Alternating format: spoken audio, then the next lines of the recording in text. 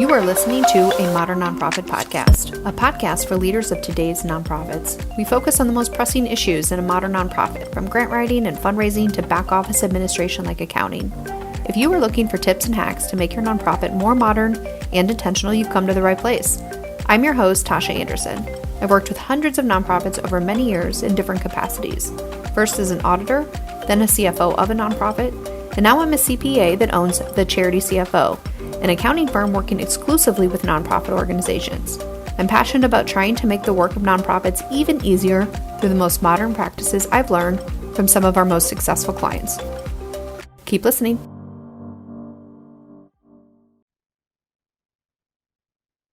Hello, fellow nonprofit friends. I'm excited to talk about this today. I get questions about what a treasurer does, what a treasurer shouldn't do, and I have lots and lots of experience working with treasurers, both frankly good and bad treasurers.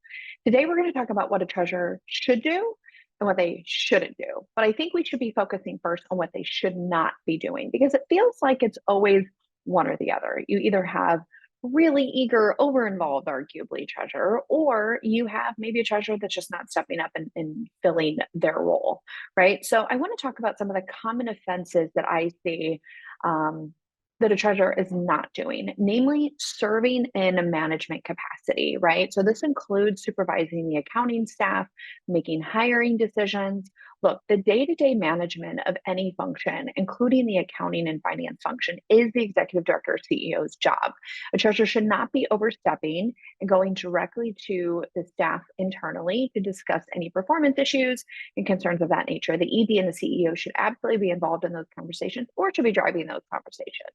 So taking the feedback from the treasurer, but addressing that. And so often I see the management of the accounting and finance function delegated to the finance committee or the treasurer. And the idea is simply, as a CEO or an ED, I don't possess the expertise to effectively maybe manage this or know if it's right or it's wrong or good or bad. So I'm going to defer to my treasurer. I think it just puts the staff in a really uncomfortable situation. Frankly, I've seen where it puts the CEO and the executive director in a really uncomfortable situation.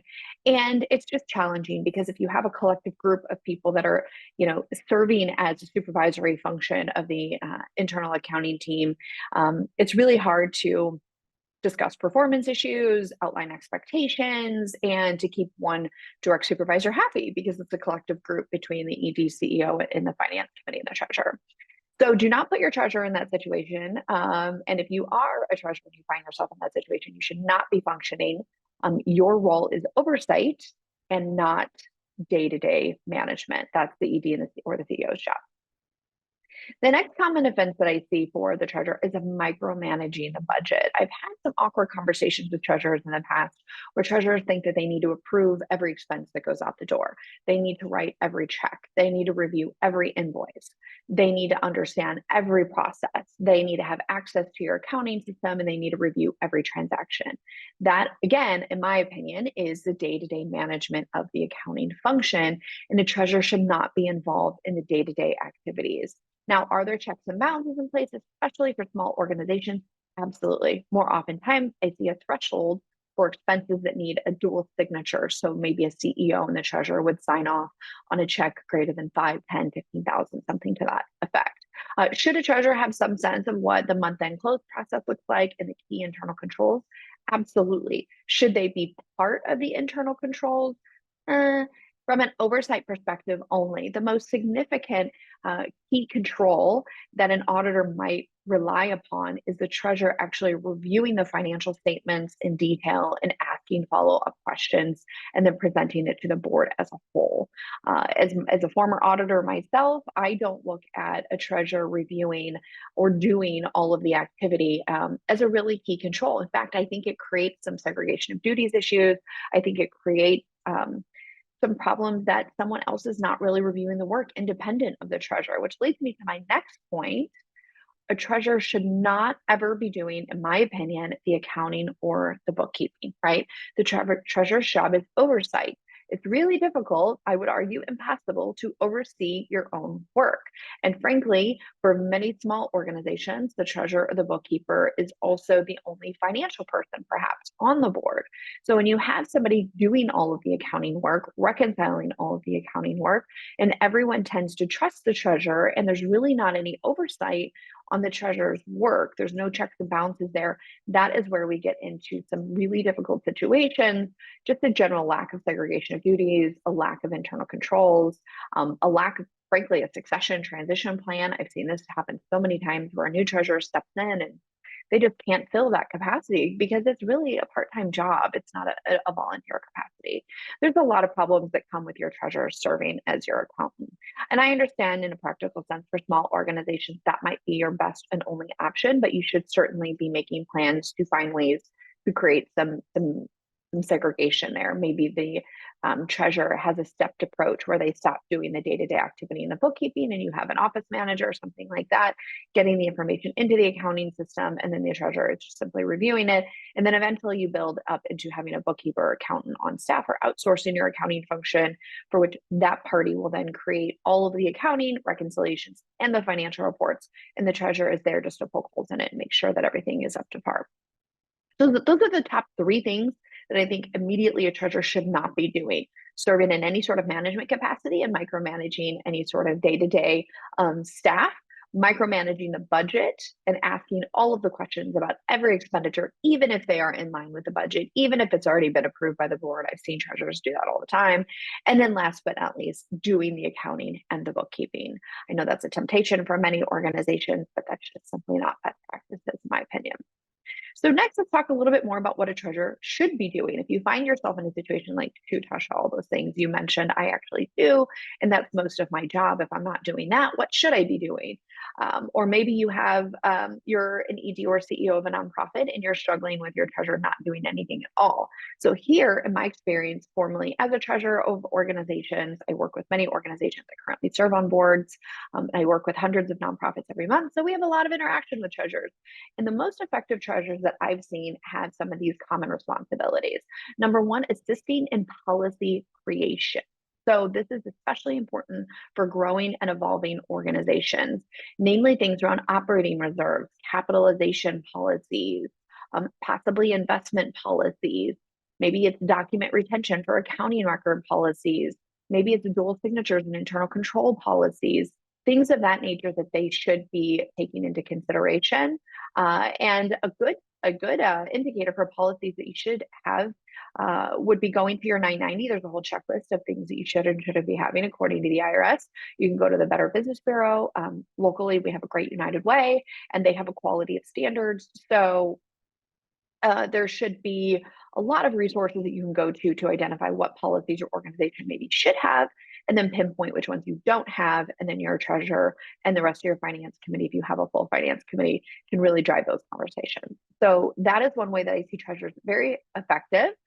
Reviewing finances and presenting to the board. I can't tell you how many nonprofit organizations I work with where the treasurer is not able to present the financial statements to the board. That is problematic to me because I feel like that's basically their number one job, is to understand the financial situation of the organization in such a way that they can oversee it, they can make sure that it's accurate, that it's timely, that the reporting is effective for the decision making, and then relay that information to the board as a whole. That should be done on such a consistent basis at a minimum at every board meeting, but the treasurer should be looking at monthly financial reports. If you're not getting monthly financial reports, that's a whole separate problem that would argue that your board does not have the capacity, the tools, the resources to effectively live into their fiduciary responsibility. But certainly your treasurer is going to be in a bind if they cannot present the finances to the board. So they should absolutely be able to articulate your financial operations to the board. And if not, I strongly encourage you, if you are a treasurer listening, spend a lot of time, understand what is the types of revenues coming in? What are the main expenses? What are the significant funding sources? What do we have to do to actually generate those revenues? What does our balance sheet look like?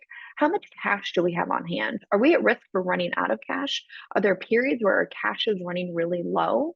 And if so, try to come up with a general understanding of the seasonal and cyclical changes of our finances, understand our budget. Are we flush with cash? Are we not so flush with cash? Do we have large debt obligations that are going to be maturing soon? Just really understand the flow of cash for me is always important. And then also understand just how healthy is the organization? What is driving the activities of the organization, specifically within the finances, right?